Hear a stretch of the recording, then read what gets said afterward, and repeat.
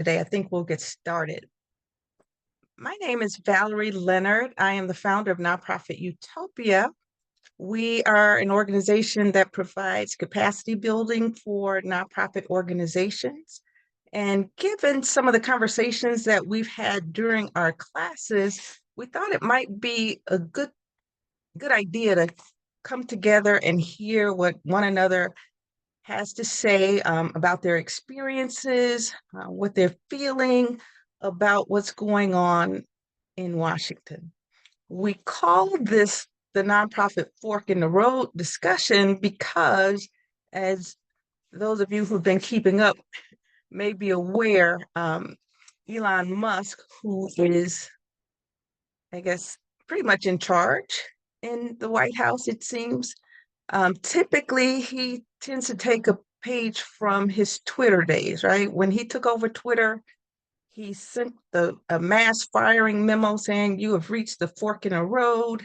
And he is doing the same thing to some of our governmental employees. But the truth of the matter is, we really are at a fork in the road, right? We are at a point where our government can go either way. We can continue our rich democracy, and if we're not vigilant, we can go the other way. I have never ever in my life experienced anything like this. I can only go from what I've read about what happened prior to World War II in Germany, and I'm seeing some dangerous similarities. Not to make this a political discussion, but the reality is, we're living in dangerous times. And people might wonder, well, what does nonprofit have to do with this? What can we do as nonprofit leaders and stakeholders and all that good stuff? The answers we may not have at this moment, but I do believe that they rest within all of us. And the fact that nonprofits make up such a large part of our economy means that we cannot let our nonprofits languish. Everybody is going to be impacted one way or another. We have over 2 million nonprofits nationally. And in the state of Illinois, we have over 81 million. We have over, and when I say million, I'm talking about nonprofits. I'm sorry, 81,000, and over 1 million employees. The nonprofit sector is about 11% of our economy.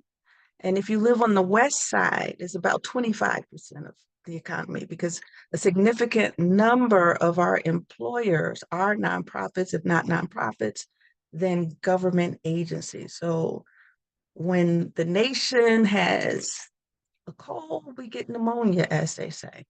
So we want to have a conversation today, get a sense from experts as to what they're seeing, what they're experiencing, get some ideas from them. But we also want to take Q&A and get some ideas from people on the ground, because ultimately the answers are with us. So we have today Congressman Danny K. Davis. He is a congressman for the 7th Congressional District here in Illinois. We also have Marc J. Lane. He's the president of the law offices of Marc J. Lane. And then we also have Ralph Martire. He's the executive director for the Center for Tax and Budget. So you see, we have a variety of views, of perspectives, just from listening to what people are doing. So without further ado, we're going to get into some of the questions. And my first question for you, Congressman Davis, since this is a national issue that impacts us all, you're on the Ways and Means Committee, and that committee, we know, among other things, is taxed with tax policy, right? And we're really concerned about what we see DOGE doing, trying to access people's data and all of that good stuff. What is the Ways and Means Committee doing to blunt the effects of what DOGE is doing?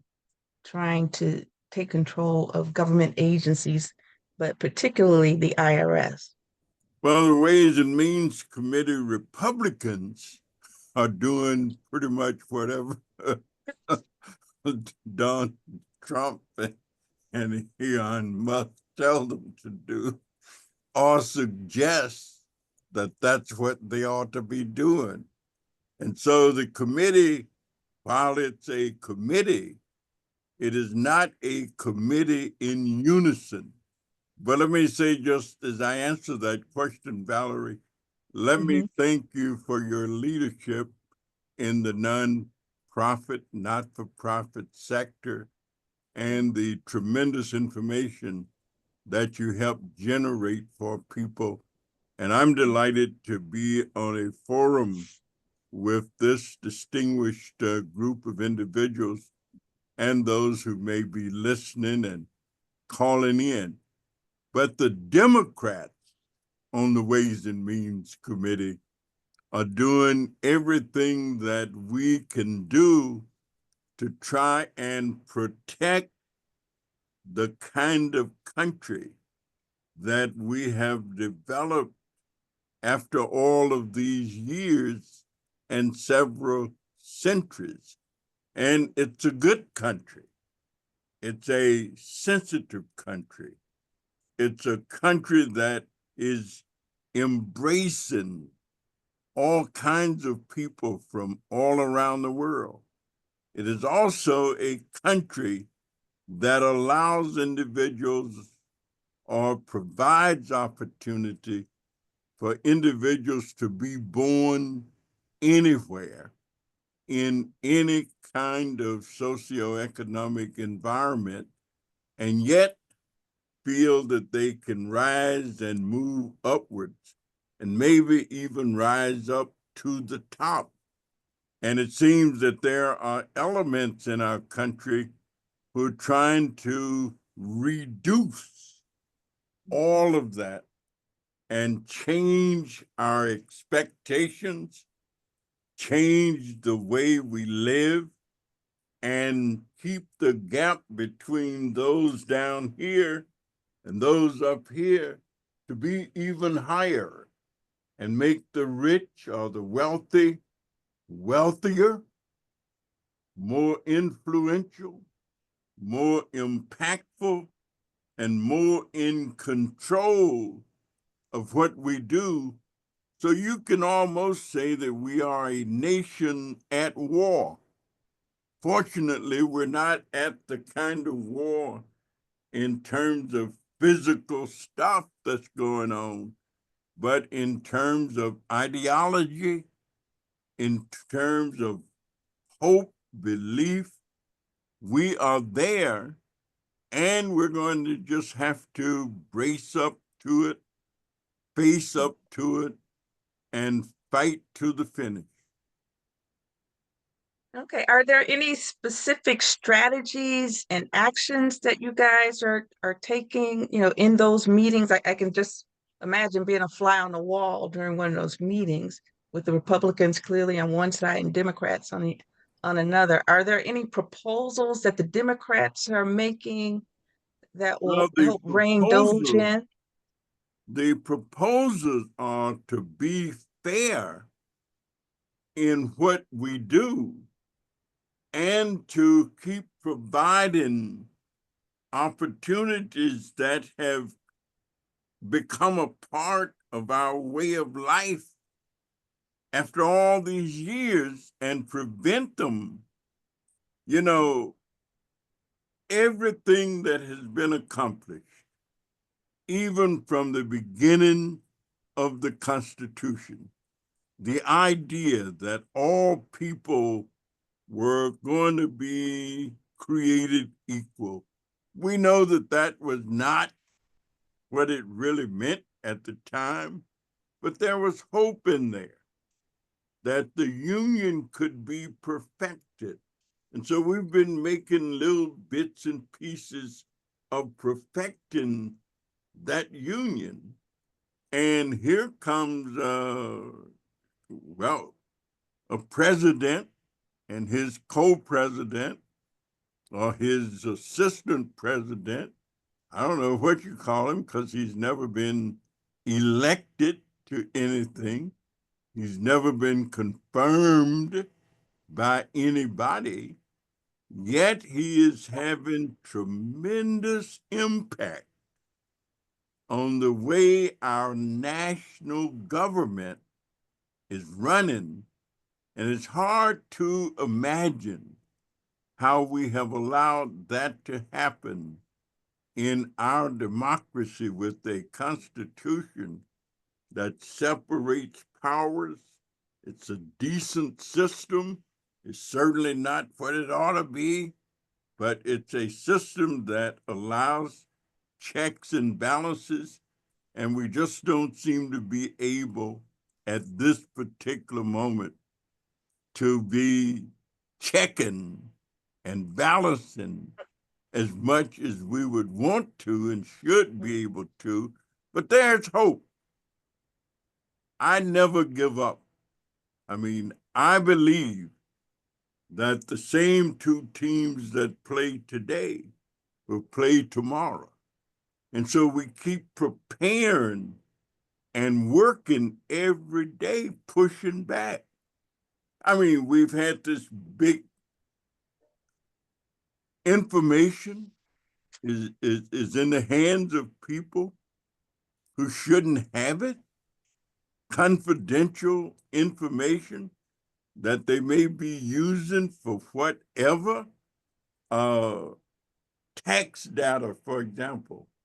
We this is supposed to be just you and the tax collectors and Mark Musk and I mean some of the individuals, young people playing around with that who also express certain ideas about race and ethnicity and never been trained and it's terrible. So yes, Democrats have a strategy. We are unified. The one thing that we have been pleased about has been the unification of our group, of our party. I mean, we are lockstep pretty much with our leadership, Hakeem Jeffries and all of his team. So we're hanging in, fighting hard. And the people are catching on, even in Republican districts where the people are pushing back against their representatives and saying, yeah, Congressman, your answer sounds interesting, but it doesn't seem to make a lot of good sense. Hey, yeah, Representative, we understand you. We love you. Yeah, I know your family. I knew your daddy and your granddaddy and all. But what you're saying don't seem to be what even they said. And so, yes, the movement is on. So we're working. Okay. All right. Thank you so much. We really appreciate that. And Mark, Yes, ma'am.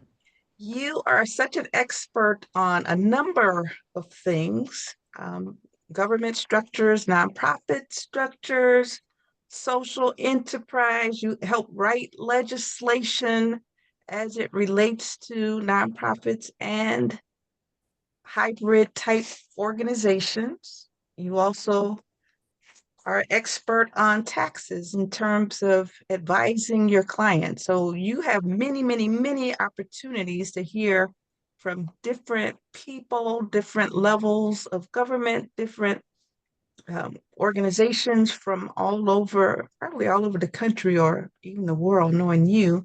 I just want to get a sense for what is it that you're hearing from your nonprofit clients, from your social enterprise clients, have they been impacted yet?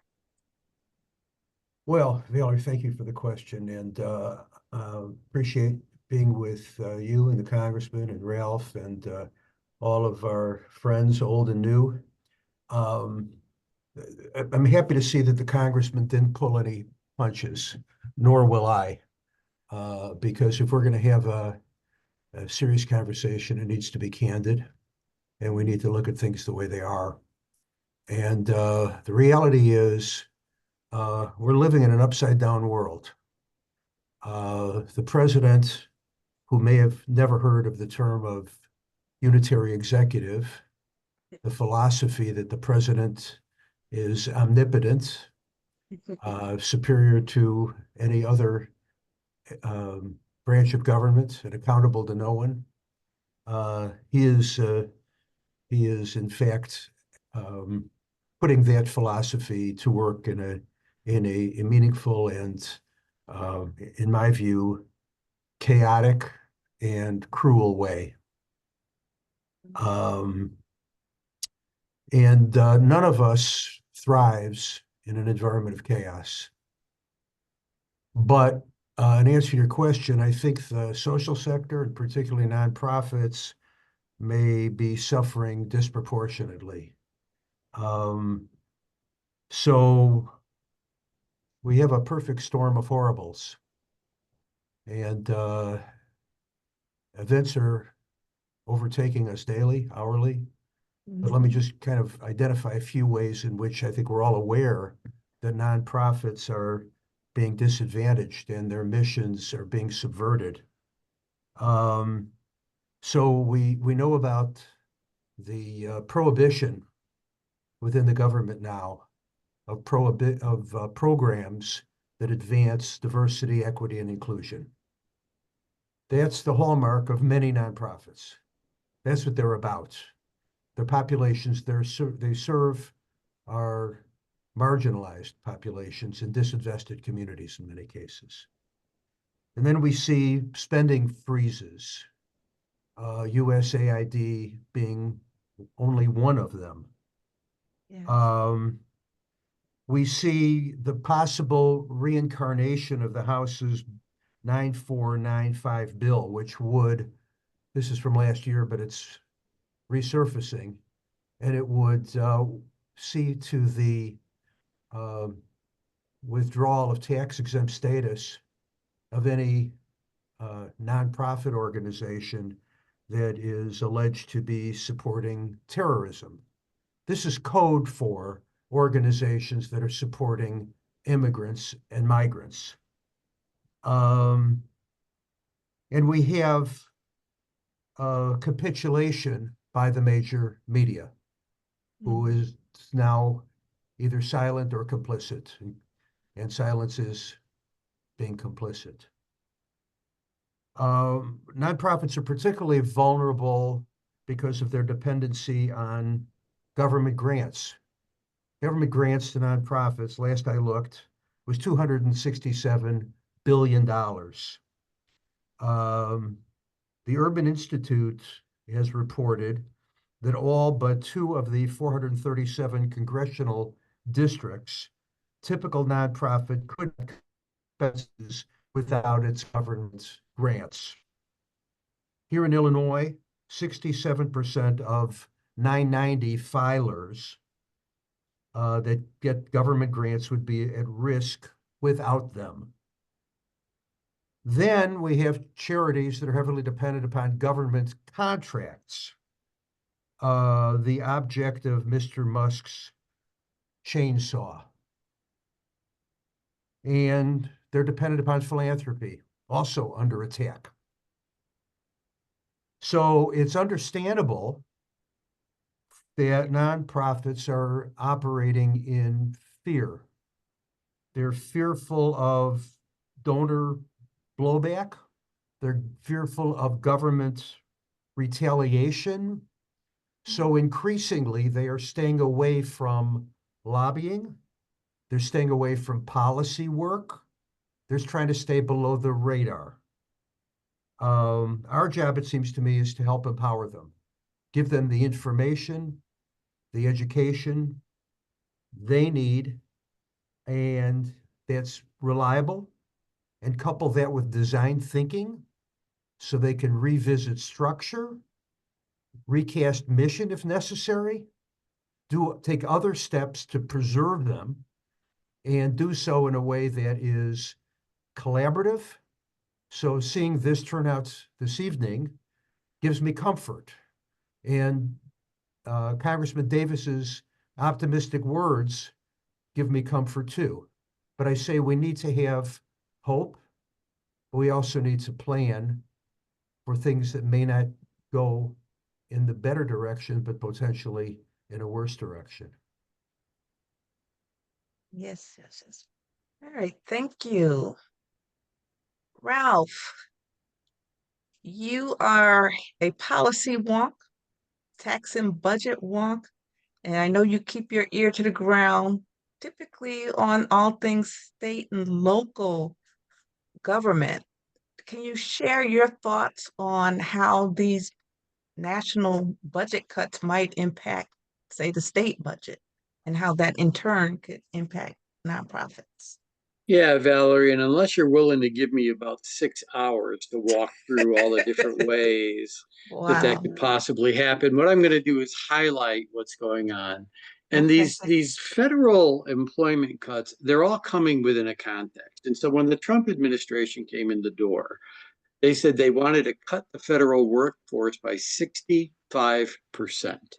That's the number they put on the table, 65%. And in fact, an order went out to every federal agency that they must submit reduction in force plans to get up to that 65% level, either by March 13th or April 14th. So these are some deadlines that agencies are working under. Even before that deadline hits, under the actions taken by Elon Musk and DOGE, there have been thousands of federal employees already riffed. Health and Human Services is down 5,200 employees. The IRS is down 6,700 employees. The National Park Service is down 3,400 employees. The same National Park Service that could protect states like California from fires breaking out and spreading, just saying. Pentagon down 5,400. Now, a much smaller agency, the National Nuclear Security Administration, which does safety inspections of nuclear facilities across the country, down 350 employees. Wow. Why we would want to cut employees at the agency that ensures nuclear power is being provided in a safe fashion is beyond me, but that's been on the cutting block. The EPA has just been under the crosshairs of the Trump administration since he's come in the door. And then even some smaller cuts really are bad for anyone who cares about good government, good public policy. I will point out that the Department of Education has a little small working group within it called the Institution of Educational Sciences. What they do is they track things like student achievement over time, so they could identify if there are gaps in achievement, by race, by income, by ethnicity. How are American students performing academically? Their budget was cut by $900 million. They are not going to be able to continue to provide people who do education work and education policy sort of data you need to do a longitudinal analysis to determine whether or not any specific educational practices are in fact paying off. Are they evidence-based? Where are the gaps going? Are we getting them smaller, which is the hope of everyone, right? Or are they getting greater, et cetera? They cut aid to the emergency workers who responded to the 9/11 terrorist attack and are now suffering from toxins related to what they inhaled while they did this work. The aid for those heroes has been cut in the name of efficiency. I'm saying that's probably not in the best interest of anyone. And this is just the beginning, because if you read the papers today, the House budget resolution that the Republicans passed promises more of these kinds of challenges coming right down the road. I'm just going to highlight a couple of features of it. They've identified $4.5 trillion. Now, this is the price tag over the next 10 years of tax cuts they want to implement. They haven't gotten specific about what those tax cuts will be, but they are all paying lip service to the 2017 tax cuts under President Trump last time he was in office.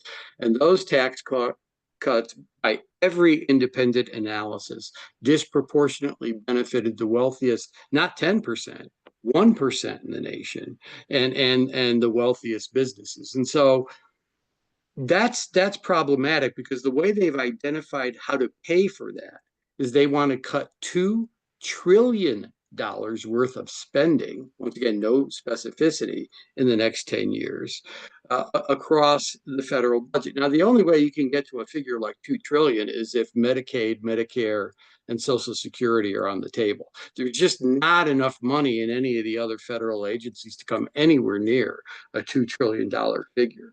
The Republicans themselves, who debated this, have gone on record as saying Medicaid in particular and food assistance programs are the ones that they really want to look at for cuts. And they've instructed through this budget resolution the Energy and Commerce Commission, which oversees Medicaid and Medicare, to find $800 billion in cuts to those programs in the next 10 years. So I want to talk about what that would mean for Illinois, and then some other things that are happening in Illinois. And then I'll let somebody else talk, because if you just want numbers about the uglies, I could literally, Valerie, I could keep you here all night. So I'm not going to do that. Okay, got it. The Medicaid program right now funds almost 50% of all births in America. 50% of all births. Remember, Medicaid is the program that provides health insurance coverage to poor Americans for the most part. It covers 70 million Americans, and the ACA expansion that happened actually added 21 million Americans to that coverage list. It increased enrollment, and the federal government subsidized that increased enrollment by paying 90% of the cost of that increased enrollment, only putting 10% on the states. So as things stand now, they, at a minimum, and this is in the plans, you could go find this stuff, they at a minimum want to save $560 billion by cutting Medicaid, and in particular the ACA enhanced enrollment. So they want to reduce these new folks that just came online. 40 states participated in the ACA expansion under Medicaid. 10 of those states, including Illinois, have what's called trigger laws. So if this federal match goes below that 90% rate, that automatically ends the Medicaid expansion program in the state with the trigger law. Illinois has one. So in Illinois, what that would be would a cost of $7.5 billion if we didn't have this trigger law, and 700,000 individuals who got health insurance through the expansion would be thrown off the rolls. And that's Illinois. The Congressional Budget Office has projected that if this program goes into effect nationally, 2 million people will lose health insurance in 2026. Another 3.7 million will lose it in 2027. And another 3.8 million will lose health insurance coverage every year through 2034. And every independent agency that's looked at this, including health insurance companies and their consultants, have said if this happens, health insurance premiums for the rest of America will skyrocket. So, you know, that's one little snapshot. The Illinois budget itself, it's an interesting thing. Right now, the state has identified $1.88 billion in federal grants that have not been dispersed, that have either been fully contracted for or awarded. About $692 million of that is obligated to 9 different state agencies right now under contract, but the money is not coming out the door. Another $1.19 billion is going to another 10 state agencies that has been awarded, but now they're not even, the federal government is no longer responding to follow through on the award and disperse the money. These state agencies include the Illinois State Board of Education, Health and Family Services, the Department of Transportation, Economic Development, and it covers everything from, you know, supporting small business and solar development to veterans, AIDS, you know, prevention and help, mental health, developmental disabilities, support for senior citizens, support for children with developmental disabilities. So these are the programs right now where we were anticipating receiving $1.88 billion of federal transfers that's being held up. Now you look at our general fund, the state of Illinois' general fund. It's about a $52 billion fund, but not all of that goes to services. A number of that goes to hard costs like debt that the state has to pay and things like that. When you look at our services budget this year, it's about $37.9 billion. $4 billion of that is federal funding, 10%. So it's unclear what's going to happen to that 4%. When you look at the bigger overall state budget, which includes capital and transit and all that other stuff, it's about $118 billion, but scarily 30% of that, or 35 billion plus, is federal dollars. So this is just a snapshot of what could be coming our way, and certainly what has come our way already. None of it good. All of it will create significant negative economic multipliers that will reduce our private sector growth in the next few years relatively significantly. So there's the snapshot, Valerie. I could go into more detail, but it's somebody else's turn. Okay. Oh, that sounds horrible. It sounds like they're going to cut us all the way into a recession. If this continues, we're going to be in probably a depression. This is just awful. Yeah, I mean, you're right. The negative impacts of this. So there's a gentleman by the name of Marc Zandy. He's a PhD economist at Moody's, the bond rating agency.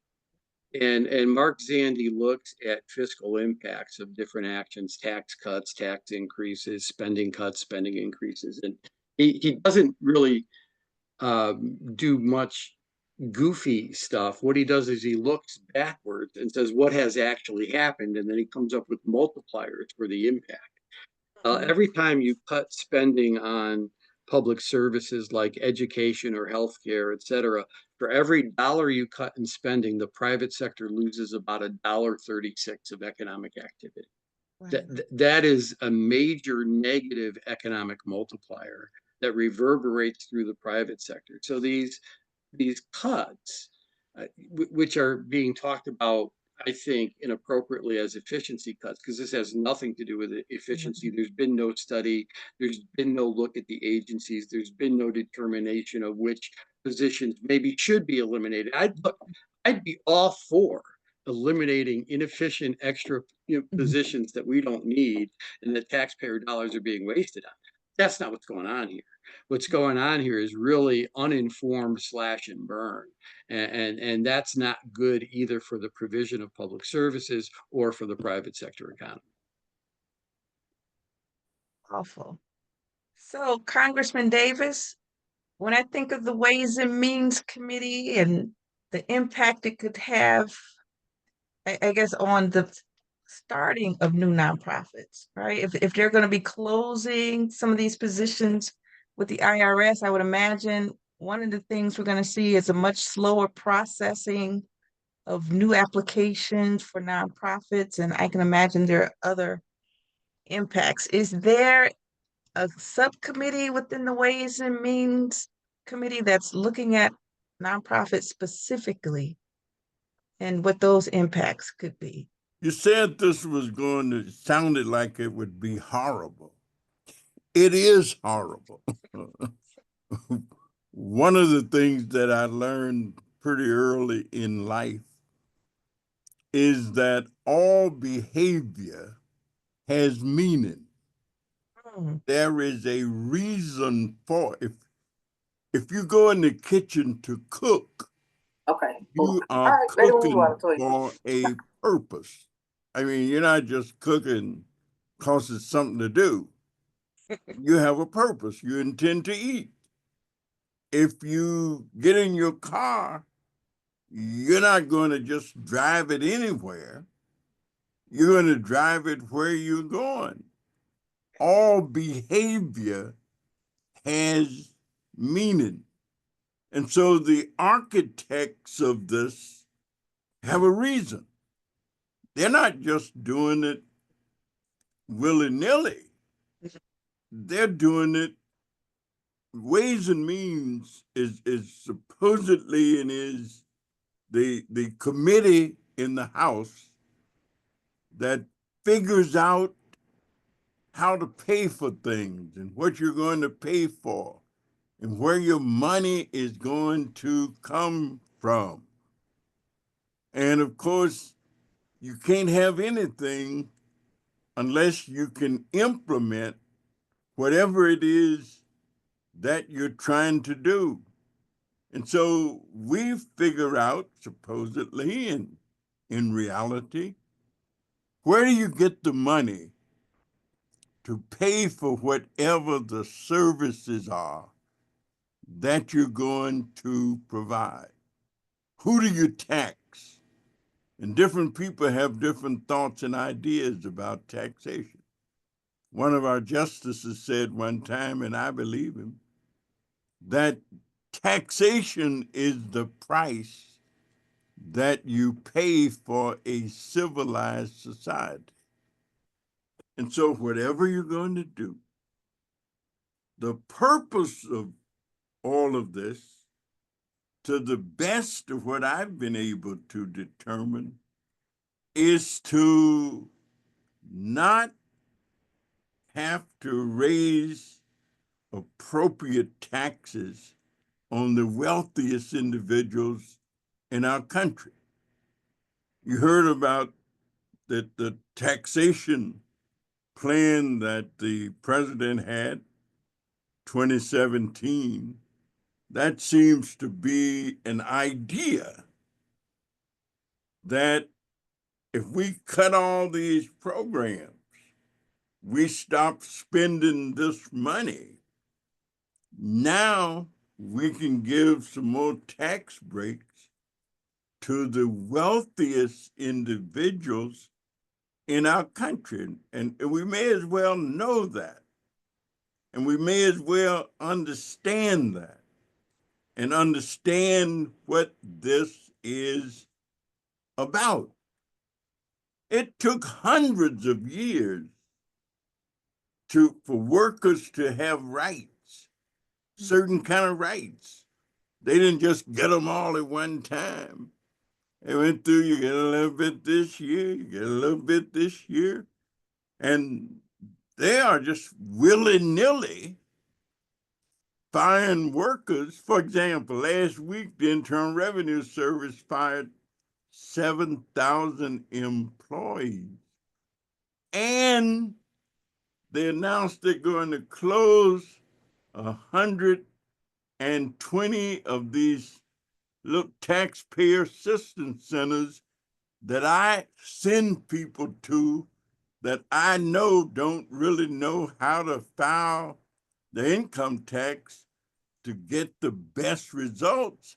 Because some people don't have to file, some people this, some people if you do that. These are wonderful centers that people can go to and get the information, especially low-income people. You talked earlier about how many not-for-profits there are in America and in the state. Well, my congressional district have more not-for-profits on an average than many other places because of who the people are who live here. Many of these individuals migrated from the rural South. Their families didn't have the opportunity for certain kinds of education and information. They came here looking, and they found some hope and some help.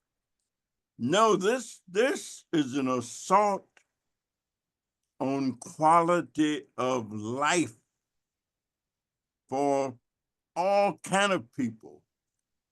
I mean, if you're a physician and you got 50 patients who pay you, or that you get paid from Medicare, and so they get, half of them get cut off, all the money gets reduced. Now you got 30 patients.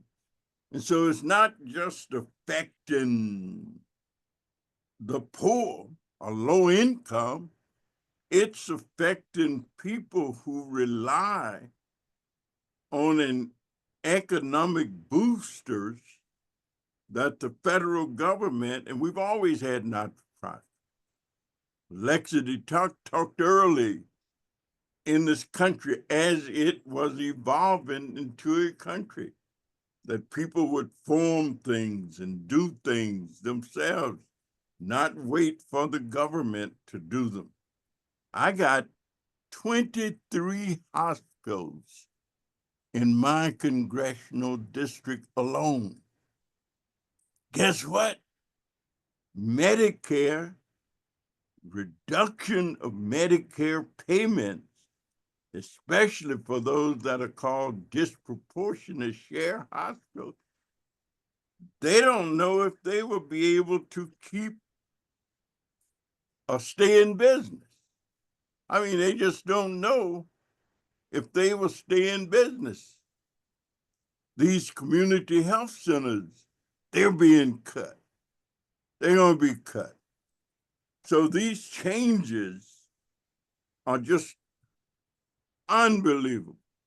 And the only thing to do, yeah, you can look at every individual agency. You can look at find me something that makes sense that they are doing, and they say, well, you know, we need to reduce the number of people who work for the federal government. There are people who are gold bricking. There are people who don't work. There are people who claim they're working at home and they out shopping. There are people, but all of this stuff is speculation.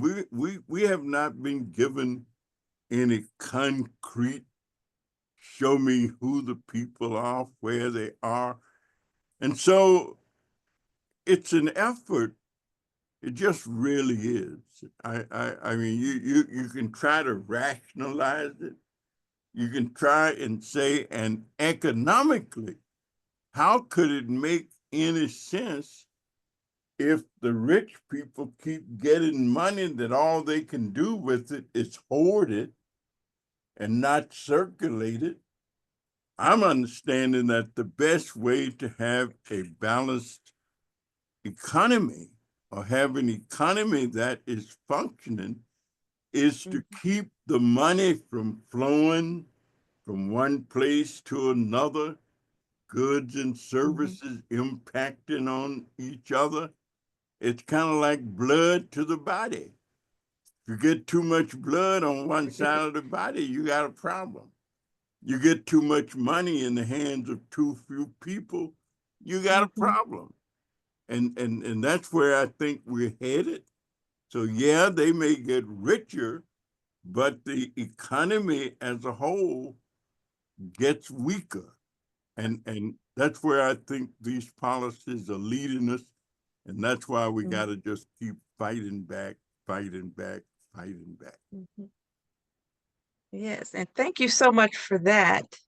And so it sounds to me like it's really going to be a greater need for social services, and the government in and of itself is not going to be able to support Yeah, all but of how that. can you get them if nobody is available to provide them? The not-for-profits have to shut down if they don't have any money to operate. They can't do it without resources. Right. All right. Well, thank you. I am going to pause the questions that I had prepared for the panel just for a moment, and give people from the audience an opportunity to weigh in on the discussion. And then if there's time afterwards, we can go back. Just bear with me. I'm going through the comments section.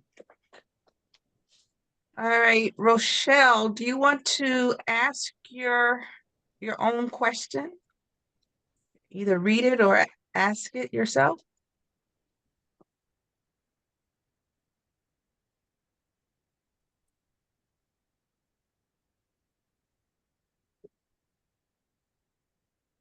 Rochelle Michael, are you there?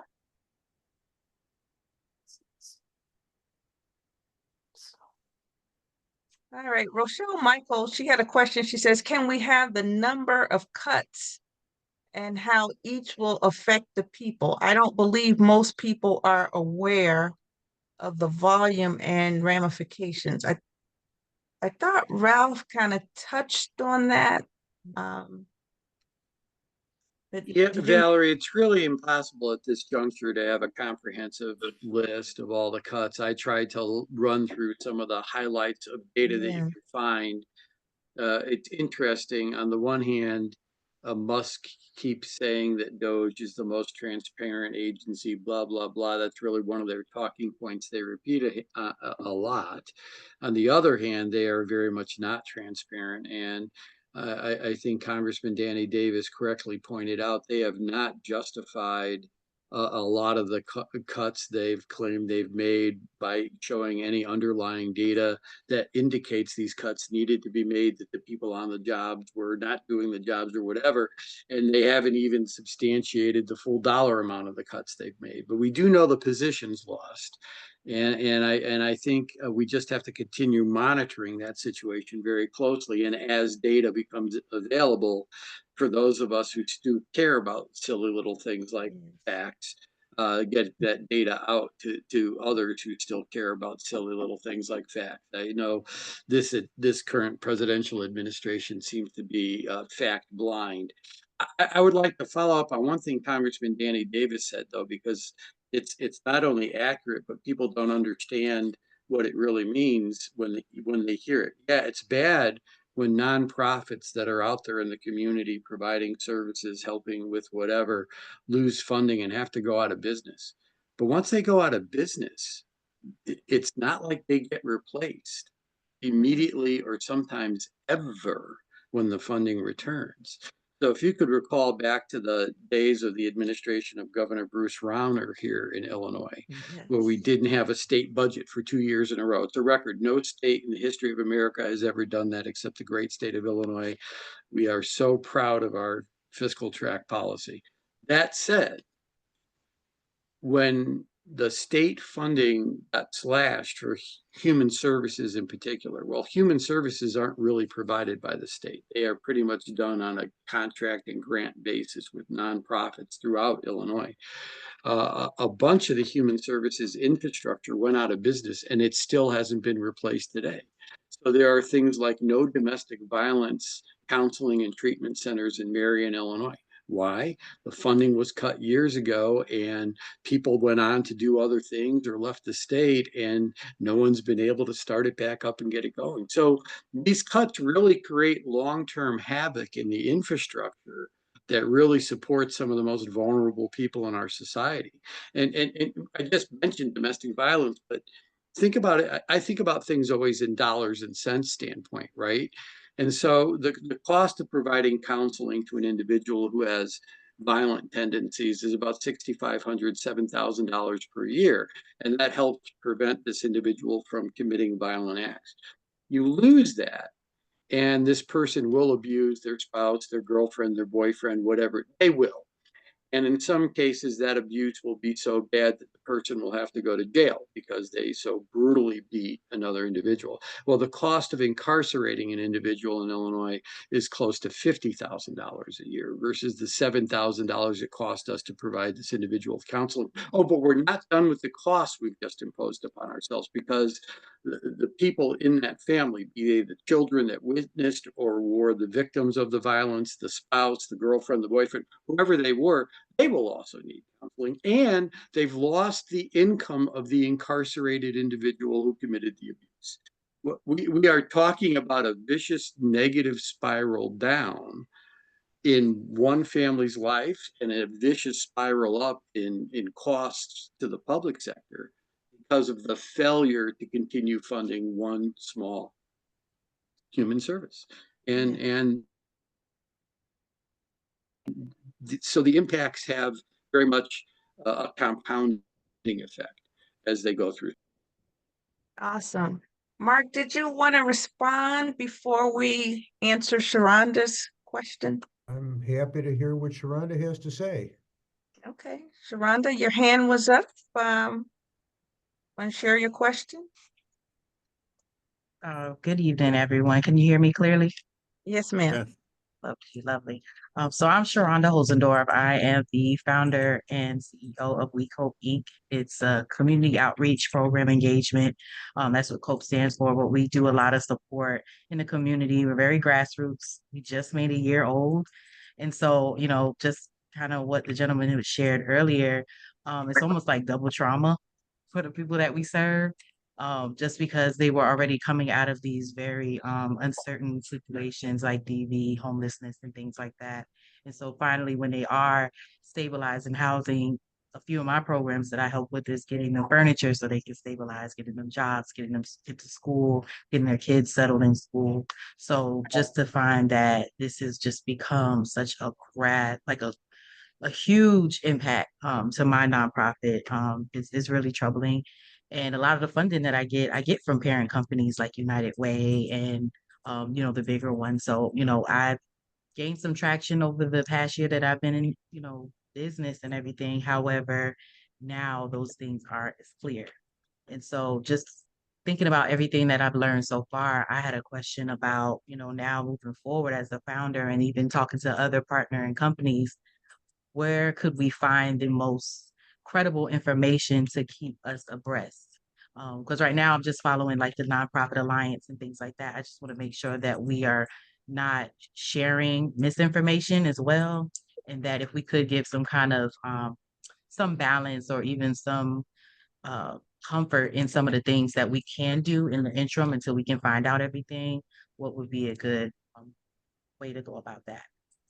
Well, let me just say, we had hoped to be able to increase appropriations for agriculture and get the U.S. Department of Agriculture more engaged in urban farming. And rather than them going to have money to promote urban farming programs, I happen to be involved with several. They won't even give the rural farmers. I mean, the people who, the regular rural farmers who voted for Mr. Trump, they can't even get the support or get the money that had been promised to them released so that they can continue to do what they do in providing food. And they told them, that things was going to go down a little bit. And now you can't even buy eggs. The price of eggs is so high until, I mean, I grew up on a farm. And of course, we had, eggs and chickens. And matter of fact, one of my first projects before each club was to raise 100 Rhode Island red chickens. And we had plenty of eggs too. but you gotta just hang in there, search around every place that you can look, be as frugal as you can be, and try to keep your group and your organization going until we can turn this around. I do have comments, Okay. build on Congressman Davis's comment as well as Valerie's mention in chat. So first, Valerie identifies Forefront, which is a very reliable source of information. They also maintain a considerable library on these issues. What's unusual about Forefront, among other things, is they're a 501c3 with two constituencies, operating charities, but also funders, foundations. So they get to look at things through different lenses, and they're a pretty good broker of relationships as well. So that's one source. But in addition to that, I do want to provide a couple of other thoughts here. One is the mission you've described, as you've described it, it falls within the sweet spot of DEI. And what I have been working with clients on doing is reframing mission in a way that is accurate, but not necessarily drawing attention and scrutiny to DEI programming. So, for example, I've heard you say, and we could talk about this perhaps offline, but what you're doing strikes me as just as readily um, structured as community development or education or workforce development, without reference in any specific way to those aspects which may signal DEI and therefore scrutiny and therefore retaliation in one way or another. The other thing, kind of queuing off Congressman Davis's points, if in fact you were to get involved in urban farming, now you're in my sweet spot, and that is the development of earned revenue. To the extent a nonprofit can become less dependent on government support, and for that matter, philanthropic support, but looking at your core competencies and your underutilized assets, what kind of a business might you create that affords you the ability to diversify sources of funding, but also at the same time drive mission? And to the extent you could do that, there are techniques and structures and designs which allow you to put those businesses in different entities that are not dependent upon tax deductible donations or tax exemption, yet where the revenue would drive your programming or would be reinvested in the growth of that social enterprise. So I'd give thought to risk management. I'd give thought to mitigation of scrutiny. And I'd also look at ways in which you might recast mission in a way that is accurate, legitimate, authentic to you and to your board as fiduciaries, but which does not necessarily call attention to what you're doing on the DEI side as overtly as I just heard you describe it.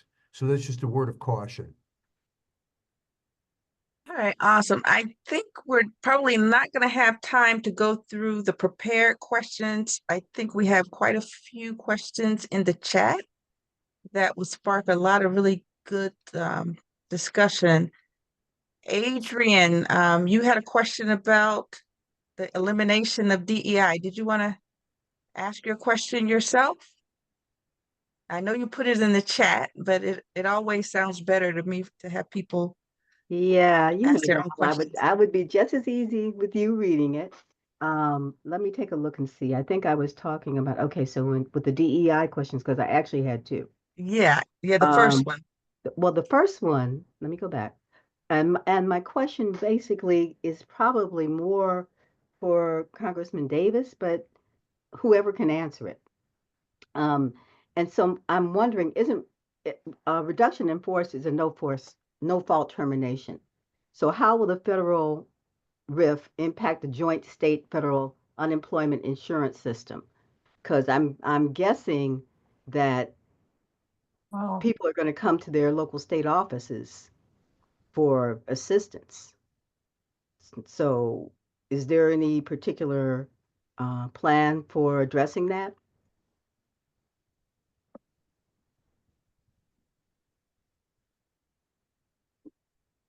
okay.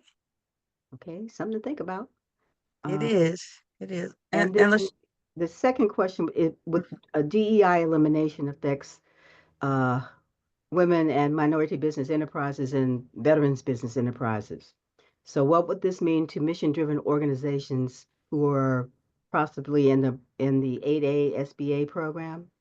I've got a client who's freaking out right now because anything that he potentially could bid on looks like it might be going away. Well, he would just bid like all other bidders. There would not be any assistance or any special points or any special help. And we already know that, you know, these companies don't have much money, access to capital. Most businesses that come to me and ask for help, and what is the help that they're looking for? Well, they're looking for help to obtain business. And of course, they're looking for capital. They're looking for a way to try and convince the purchasing agents that they're going to be able to do a good job and provide what it is that they need to have. So it really means they won't get any help. Yeah. And possibly wind up being relegated to a subcontractor role with a dominant provider. If they can manage to get that. Wow. Okay. We got 20. Okay, Fahim, did you want to read your question? Yes, ma'am. Good evening to everybody. Ms. Valerie, you know, I love the work that you do in the community. Absolutely. Had to be here. But my thing is I understand where the government is. I think everybody understands where the government is. I think everybody understands the current state of affairs. And I mean, I don't really want to go back and forth on that piece so much as I want to ask now, how does the non-for-profit community, you know, as a body of people, how do we begin to work together to strengthen each other and leverage, right, what we do in community to ensure that we can stay in the game? And what I mean by that is you have larger organizations that are going to have access to millions.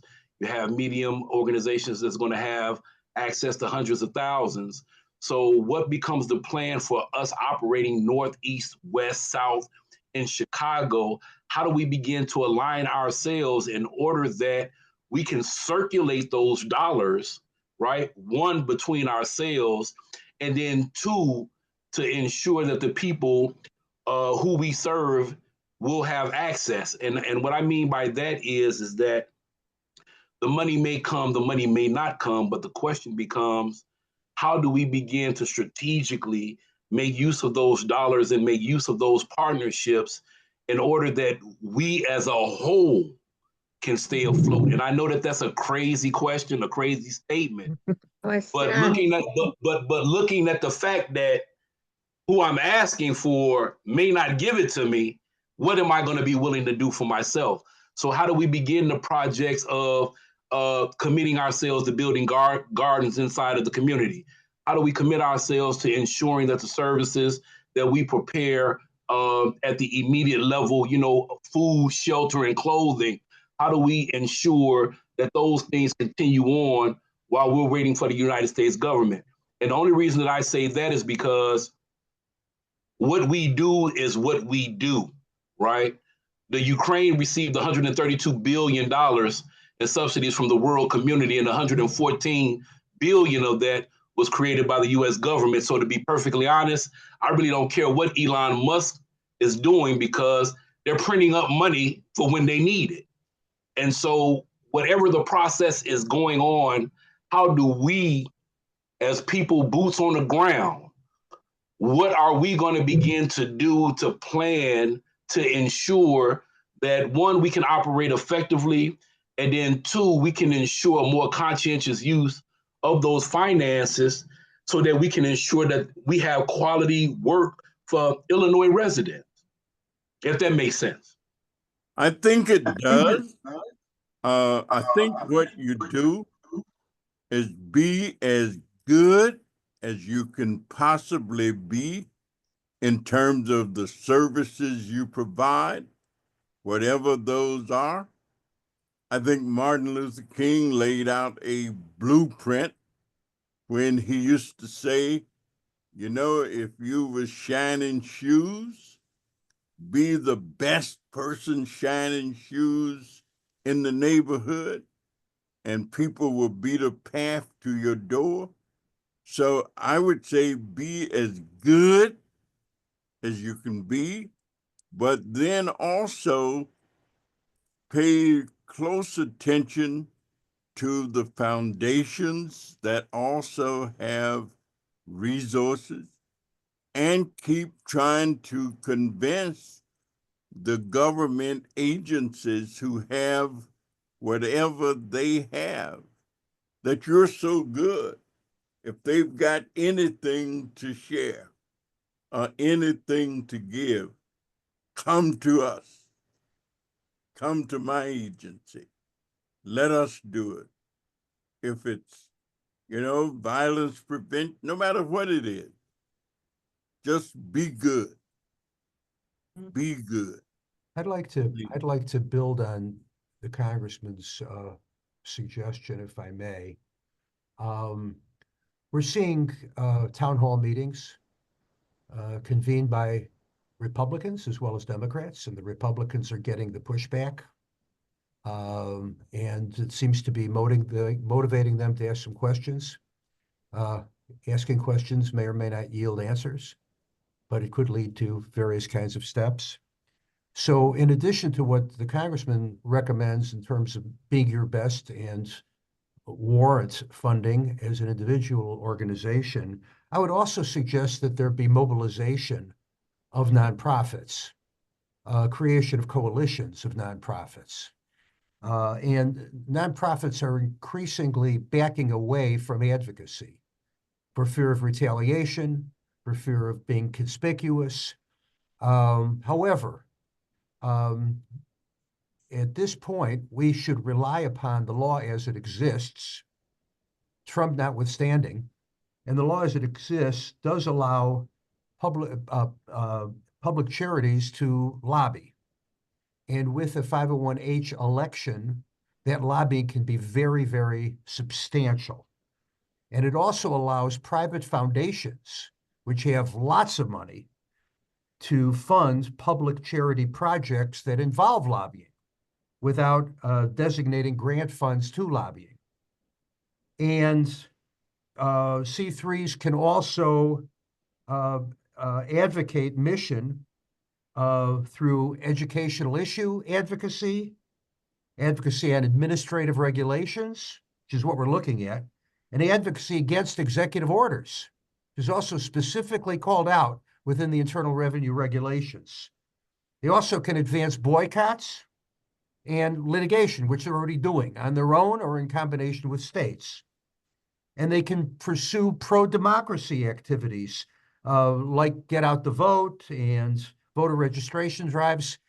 We are approaching the time when the midterms will be in our sights. And perhaps most important in this conversation, C3s are without limit permitted to engage in self-defense lobbying. There's no constraint at all, including communications with legislators or regulators or others that might affect the existence of the organization, that might affect its powers, its duties, its tax exemption, the deductibility of donations in its favor. That's without limit, and that's a First Amendment right.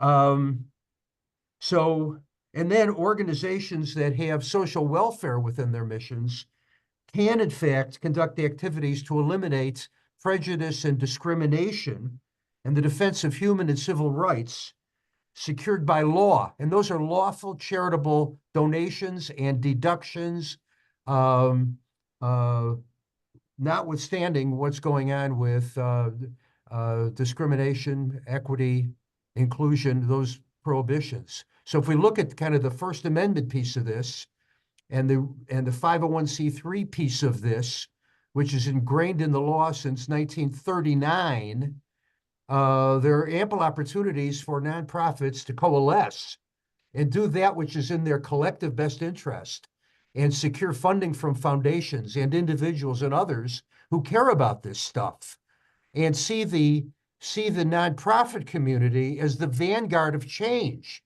which historically has been its mission and its purpose and its function. So that strikes me as a very useful construct to think about from the perspective of the leadership of multiple nonprofits that have shared concerns, shared values, even though they may have different missions and different activities. Because the truth is, that which one nonprofit does is almost inevitably going to be complementary to the mission of many other nonprofits. We're all in this together, it's often said, and it's true.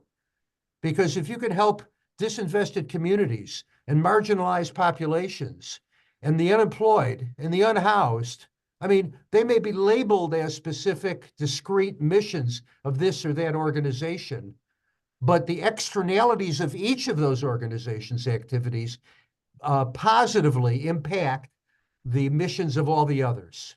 So that would be one thought I would float. Mark, thank you for saying that, because if individuals know the law and know what they can actually do, and know that there are opportunities for advocacy within the law for them, then I think they're more likely to do it. Well, and again, and that doesn't really encroach upon the notion, ill-advised in my view, of the unitary executive. Because, unless we're saying that this country ought not have any nonprofit organizations, and I don't think there's any country in the world that doesn't have NGOs, including those countries that are totalitarian. So as long as that's the case, the rules of the road are clearly documented. We have the Internal Revenue Code and the rules and regulations promulgated under the Internal Revenue Code and the case law interpreting that. So unless we're going to throw that all out, and we're a long way from there, it seems to me those powers and those authorities exist for individuals. And then I also don't want to omit in this the importance of the private sector. Increasingly, public companies and significant private companies have expanded what corporate social responsibility means. It's no longer just writing a check. It's no longer sponsoring a parade. It's in fact engaging with the social sector in a meaningful way. Middle management wants to work for companies whose culture encourages sourcing goods and services from enterprising nonprofits or for-profit social enterprises. They want to mentor those organizations. So to the extent that those kinds of relationships can be brokered, there's funding available, there's infrastructure available, there's the leveraging of platforms of the executives of those companies and the shareholders of those companies. Sure, some companies have backed away because they don't want to be seen as supporting DEI because they fear retaliation. But just as many companies have embraced DEI, but whatever label, because consumers see that as important based upon their own core values. So I think there's a lot of opportunity within the private sector for the social sector to engage with them. So I'll stop there, but it seems to me that kind of some seeds there to think about. And I'll just supplement, I agree with everything the Congressman and Mark just said, and really good job, Mark. But there's one more thing, and that's the private sector cannot make up for what the public sector doesn't do sustainably over time. It just cannot. And in this environment, that advocacy that you do can't be preaching to the same choir. You got to convert new souls. Mm-hmm. You've got to be out there speaking to folks and advocating with folks that are in leadership positions in the party that's in power, in addition to Democratic. Ralph, you're exactly right. But what I'm referring to here is no, I know what you're referring to, Mark. I'm saying expand it back out a little bit politically. Let me finish mine. Sorry. Expand it out politically to cover Republicans, because we tend to just talk to other progressives. We tend to just talk to companies that do things that we agree with. In this environment, it is crucial to put pressure on the Republicans that are supportive of this particular presidential administration. And everything else you said, Mark, I completely agree with. And go ahead and supplement that. But we got to have our advocacy. I actually agree with you. And my thought was not for the private sector's investment in the social sector to replace public funding. That's impossible. What I was referring to, however, was catalytic capital to empower coalitions of nonprofits to do just that, to knock on the doors of representatives, irrespective of party affiliation. Because, you know, the Democrats have their own view, which more neatly squares with what we're talking about here, although not exclusively. And the Republicans generally, I think, support much of this too, but they're acting like a possum. I heard James Carville use that term. In fact, he suggested that Democrats act like a possum and let the Republicans self-destruct. I'm not necessarily a fan of that idea, although I think James is usually pretty on the money. But I was really turning about getting some seed capital to fund advocacy efforts so as to knock on those doors. So I think we're probably on the same page there, and I appreciate your comment as well, Ralph. Okay, question, Mark. Do you have any names of funders that might be willing to fund such advocacy? And Well, let's say it this way. Let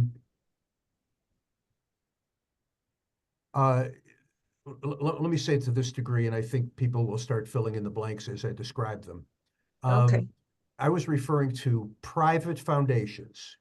Mm-hmm. Private foundations, by law, are obliged to distribute at least 5% of their assets annually for charitable, educational, other purposes. This is what accounts for the feverish competition for grants among charities. Also, there is such a thing as a program-related investment, which is another avenue by which foundations can meet that statutory requirement. So you're talking about a universe of prospective funders who are obliged by law to kick out real money every year and collectively very, very big money. So if you thought about, and you probably have some already on your radar, significant, let's say, Chicago area private foundations, they typically have names attached to them, often family foundations, and then there are also corporate foundations. All of the public companies have their own foundations, and they are not permitted to support or oppose candidates or political policies and the like. But here we're talking about something different. Here we're talking about a philosophy of empowering the social sector to get their job done, and because if government doesn't do the things we're talking about and the social sector doesn't do those things, they simply don't get done to the detriment of all of society. So this is a different argument altogether. I'm making this apolitical because I think in reality, we have a shared mission as residents of a community and citizens of a country to make sure that our lives and the lives of our children and our grandchildren can be as good as they can be. And there are different ways that gets manifested, and different techniques and different tactics and different strategies, but all of it requires the will to do it. And all of it requires the funding to make it happen. And I'm only looking now for catalytic funding, so as to sit down and have those conversations, have that advocacy, have those boycotts, have those protests, have those educational sessions, raise those issues, and do it in a way where we could have, you see what happens at town halls when a Republican congressman convenes 200 or 300 people. Imagine if we had all the C3s in the city of Chicago do that. How many thousands or tens of thousands of people we could coalesce around these kinds of issues, all of which is permissible under the statute and in fact encouraged. Okay, well, we would be willing to support the efforts of whoever is pulling together people citywide. I need to do one other thing, and that is give a little ad, if I may. Yes, Consistent with the please. mission, and Valerie, I think you know this is coming. Yeah. There is one of the questions that wasn't asked of me, but was intended to have been asked had the questions not been as energetic as they were, and that is what's going on with local governments to help supplement that which the federal government isn't doing and can't do. We could talk about a lot of stuff at different layers of government. But one thing I want to talk about is the Cook County Commission on Social Innovation. It is a permanent agency of county government. I was privileged to draft the ordinance creating it. And it incubates actionable social policy recommendations for the Cook County Board. All that it has done has been universally approved by the county board. It has become law in the county. And it's all intended to optimize social impact for the residents of the county in a multi-sectoral way, bringing together business, governments, funders, lenders, all kinds of folks. That entity, which I serve as vice chair, and a separate entity, a nonprofit called Social Enterprise Chicago, which I happen to serve as president currently, that entity is a convener, a collaborator, a catalyst seeking to drive market-based solutions to social problems. Those two entities, the government unit and the nonprofit units, are joining forces to have a symposium on April 4th at UIC. There'll be lots of folks attending whose names you know, policymakers, leaders in the social enterprise community and otherwise. And we're going to have a morning event from 8 in the morning till noon. It's free. And you're going to hear about what the county is doing currently to help social enterprises, nonprofits that are pursuing or considering pursuing an earned revenue strategy. And we're also going to talk about state-of-the-art social enterprise strategies that Social Enterprise Chicago is familiar with. It's an educational event. You'll learn about all kinds of policies and all kinds of things that you may not know about yet if you want to diversify funding as a nonprofit or as a social purpose business. And so I wanted to mention all that. If you're interested, we'd appreciate your registering, although there is no charge. If you go to my Facebook page, for example, you'll see an invite, and you could just click on it and put in your name, and we'll look forward to seeing you there. So, Adrian, did I miss anything that I should have said? She's on our board at Social Enterprise Chicago. No, you covered everything. I was just trying to find a way to share the invitation. Well, they can come to my Facebook page and they'll see it there, and we'd love to have everyone there.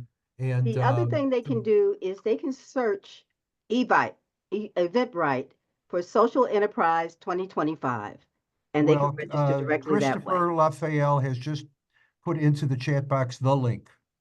So thank you for that, Christopher. Okay. And Again, I think your beard is terrific.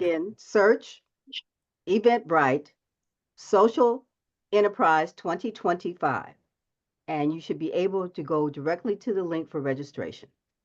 And I think you'll find it. And there will also be, the other thing I should mention, because I talked about coalition, there will be opportunities for networking, learning from one another, combining forces with one another, critically important.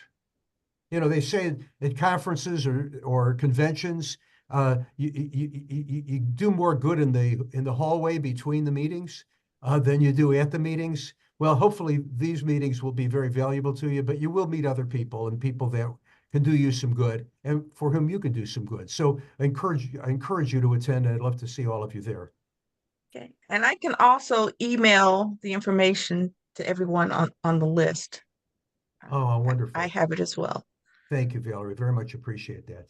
Okay, we got time for one more question. LaShawn, I know your hand has been up for forever. LaShawn Miller.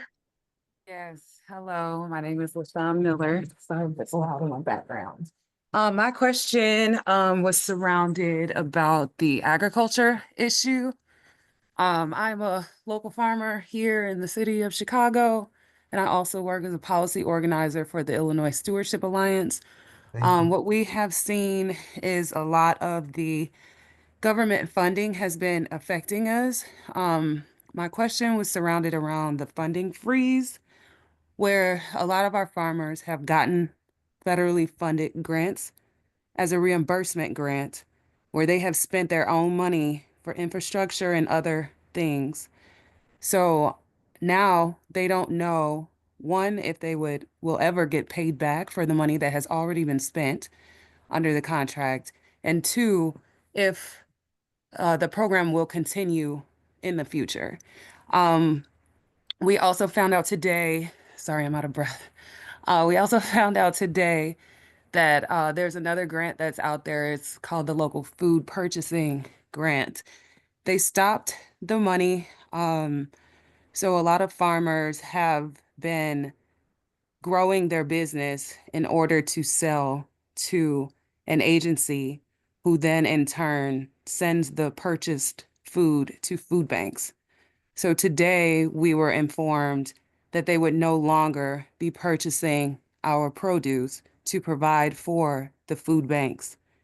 And also, the food that has been delivered as of the month of February, that those invoices may or may not be paid because of the funding freeze. So the question is, for those that need to do the spending, right? And for those who have spent their money and are waiting for reimbursement funds, how do you think, or what advice could you give to those to stay afloat while they're waiting on money that is due to them, if that makes sense? Well, I think the money that is due to them, the courts may end up being the last word on that. And we've had some help from the courts that has been balanced, more balanced than I think some people thought they were going to be. And I felt very good about that. Monies that are due you, for example, I've made several calls to agencies on behalf of people who had grants pending that they were supposed to have been getting the money about. I admit that some of the agencies are not answering their telephones in terms of figuring that those are things that people are calling about. But in a couple of instances, even though they didn't answer the call, they did end up releasing those grant monies for those entities. So if you've got specifics, you may want to ask your congressman. If it's me, I'll make the call to the agency and inquire and ask about it. But I think the courts are the big determinants in terms of helping to make sure these monies have already been appropriated. They've already been approved. And I can't think of any particular reason that the agencies should not, other than, Musk has told them to hold it. So we can try and help you with that. Yeah, because I guess the question is like, I know no one has the answer of how long do we have to wait, right? But in the meantime, if there's nowhere to sell this food, where does it go, right? And for those who are affected by like this EQIP grant, where it was for infrastructure, they've paid thousands of dollars for things, waiting. I mean, and the costs go up depending on what it was. But to have spent that money already, and now they're in a deficit and can't pay for things like seeds or whatever is needed to start a new season. We understand that there's a holding period and there's a waiting period. But because we spent this money, where do we get money to sustain us moving forward? Well, I don't know where you get that, but we'll try to get that which due you from the federal government. Mark, are you aware? I had read, and I can't remember the name, that a bunch of farmers were getting together and filing a suit to try to compel payment for these very things, LaShawn. But I cannot remember the name of the group. I thought maybe Mark would have heard of that. But you know, Congressman Davis is right. At the end of the day, you may have to try to force their hand through some collaborative lawsuit with you and other similarly situated farmers who are being, you know, stiffed, even though you have the contractual right to receive this reimbursement. Yeah, because it wasn't a firm no, you're not getting the money. It's just that the entities are saying it's frozen. So it's like there's no expected end date. So I get you can file a lawsuit if you have a contract and they're just saying this is the end of it, but that hasn't quite happened. The money is frozen. To our understanding, you'll get paid. It's just we don't know when. But Well, in that we don't know when period, if we're I may say struggling. this, there are a number of pending lawsuits relating to frozen funds as opposed to stopped funds. And the arguments that have been raised, typically these have been done with the state. The Attorney General would be a plaintiff along with your organization or other similarly situated organizations, and indicating that the freezes violates federal administrative law and disrupt essential community programs. Those are the two prongs to that sort of litigation. Can I talk to you about that further? Sure. Because the organization that I work for, we're actually trying to figure out how we are going to collectively move forward to make a difference. And that Well, kind of maybe sounds maybe like an this avenue. becomes part of a broader conversation as well. Yeah, for sure. Kind of look at I'm that, the gonna- nonprofit community holistically might be the best play because strength in numbers. Mm-hmm. And I can put you two in contact with one another, LaShawn and Mark. Thank you. Alrighty. I see two people have made suggestions as you were talking. They were looking at, I guess, banks as a solution. Green Bank. Yeah, Green Bank and yeah. I don't know, Veronica, did you have any specific thoughts on that? Sure, I'll share it. So green banks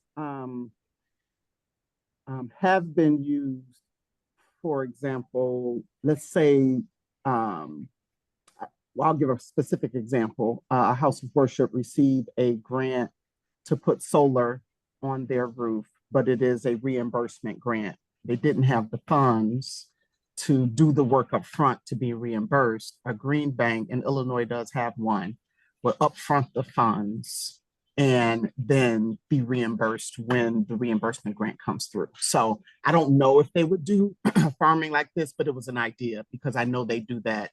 They exist and that they do that, for example, for solar projects. Okay, and John, you mentioned something about municipal bank partners, and it's great to see you again. Can you elaborate on that? Yeah, well, the City of Chicago and CPS, they both operate through City Council for municipal bank deposits. And so there's been a big delay for 2 years about issuing a new agreement because they have City Council agreed that the banks are just not investing as they should in Black communities. So they were withholding the vote for a while. But in the meantime, all those banks do want to show that they care. And it's important for communities to kind of at least reach out to them and say, could you help us financially? And it go good for their community lending record as well, because their lending record is pretty poor in the Black community. But the other thing is that, you know, what gets to me, one of the hidden, I won't say total benefits, but the hidden benefit of what's going on with these freezes, and I don't talk about it very much, is that we do have a long history in Illinois where the groups who been getting all this federal money never really talk to people very much. And the other thing is they have the lobbyists, and we never could use the lobbyists. Every year, the lobbyists were denied us on a lot of these urban conversations. This is the point, and what Mark mentioned earlier, this is a golden opportunity to get everybody together so we're in the same pot. Let's work together and stop having these isolated conversations with your lobbyist teams and with Springfield, and include these urban areas in these conversations and to build up that base. So it's a moment for us to kind of get people together, because to a large degree, people have not been working together. And that March 14th deadline that I put on there provides an opportunity for us to begin to kind of talk it through, get these groups with all these lobbyists in our neighborhoods, but we see them all the time, but they ain't talking about their lobbyists. Give us access so we can make a team effort in Springfield and in Chicago. What's happening March 14th? That's the deadline that the feds has put on them having some agreement with the court about how to proceed. I think that from that February the 3rd, I think what was it, February the 3rd? Yeah, February the 3rd was that marching date that Springfield, where the Attorney General kind of kicked off for them to kind of work on some agreement about how to proceed. But March of 14th was when it was to really say, well, how far have we come? What should we do next? So that is the deadline for a lot of these requests to be reviewed and released or withheld. So the freeze is happening, but for now to March the 14th, they're deciding what we're going to let go, what we're going to release, what we're going to keep.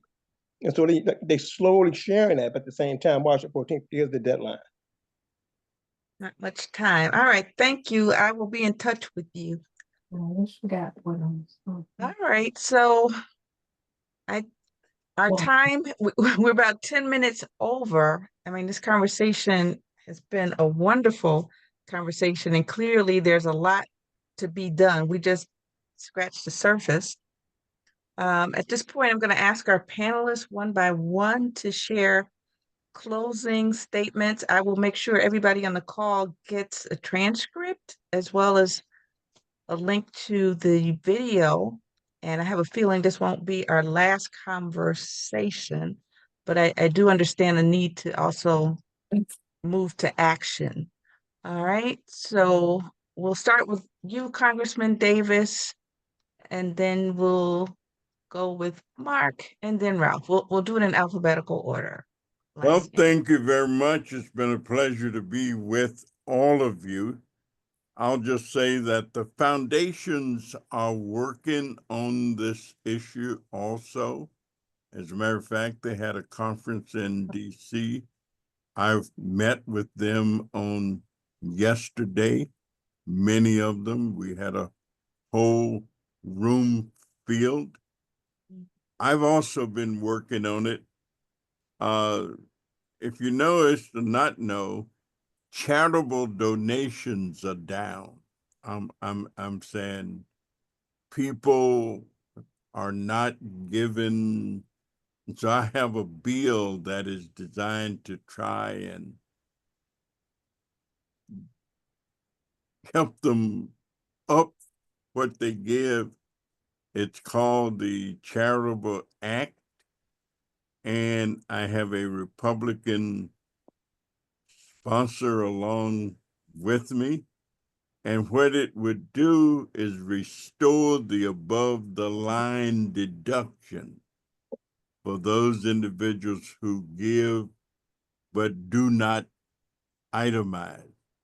And so we hope that it's going to be a bipartisan piece of legislation that we can get passed and ultimately signed into law, and see if that will not help increase individual giving so that charitable not-for-profit groups will have more money with which to access.